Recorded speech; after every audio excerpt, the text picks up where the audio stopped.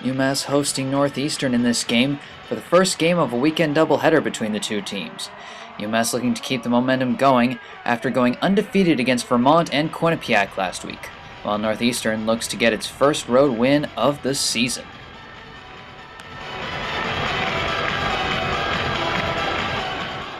UMass had the momentum from the start in this one, outshooting Northeastern 14-4 in the first period and 31-17 in the game, but Northeastern goalie Chris Rawlings was on fire in the net.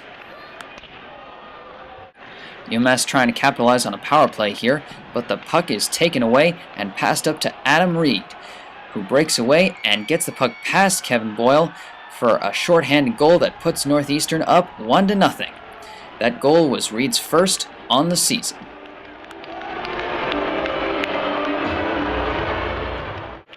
This game was a very physical one, as Darren Rowe gets slammed into the boards by Joseph Mano and struggles to get up.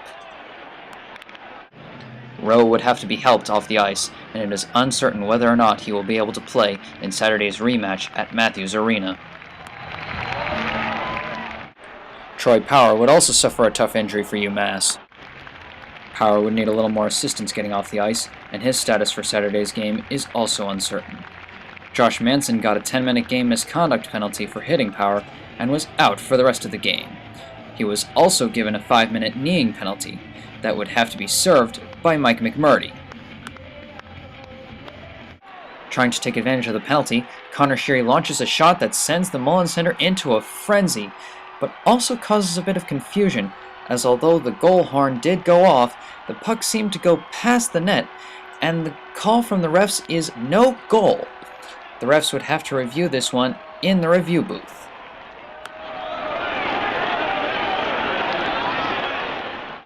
After looking the play over in the booth, the refs uphold the call of no goal, and the score remains 1-0. And that's how the score would end, as Northeastern got its first road win of the season over UMass. Coach, is it frustrating for a game like this, how close it was to come down to one defensive breakdown?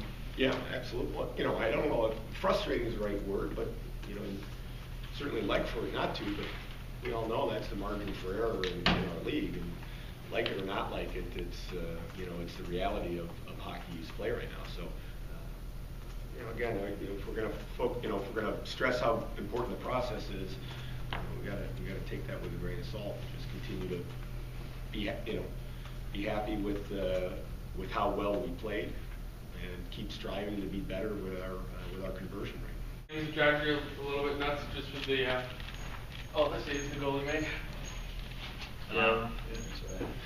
Rawlings played really well tonight. I thought we had a lot of quality chances, and on our part too, we made him look a little better than he was, but he still played really well. What's the team's mood like in the locker room after a game like that? It's obviously frustrating, and we gave good effort tonight, but we're in this for wins, and all we can do is work on the process and try to get our first road win tomorrow. I thought our kids really competed hard. There was some little adversity that we had to entertain there towards the later part of the third period, and the way we killed that 5-minute major off. And we showed, I thought, some resiliency. Our PK did a real good job, and Chris Rawlings to my left was fabulous in that today. So pleased for the way our team played. It was obviously a needed win. We've been struggling in the league, and it's the first road win, first league win in a little bit. So these are games where we're going to teams like UMass, ourselves, and 3 or 4 others that we're fighting for playoff spots with, and so it's a nice win. And we get to do it again tomorrow night. They're a well-coached team, and they come at us, and in the first 2 periods, they carry the play, and Chris kept us in the game and gives a chance to win, and then which we did with a short-hand goal in the second. So obviously pleased. There's things that we can continue working on to get better in our own zone and in some areas, and we'll work and try and make those adjustments for tomorrow night and use this win hopefully as a launch to continue playing.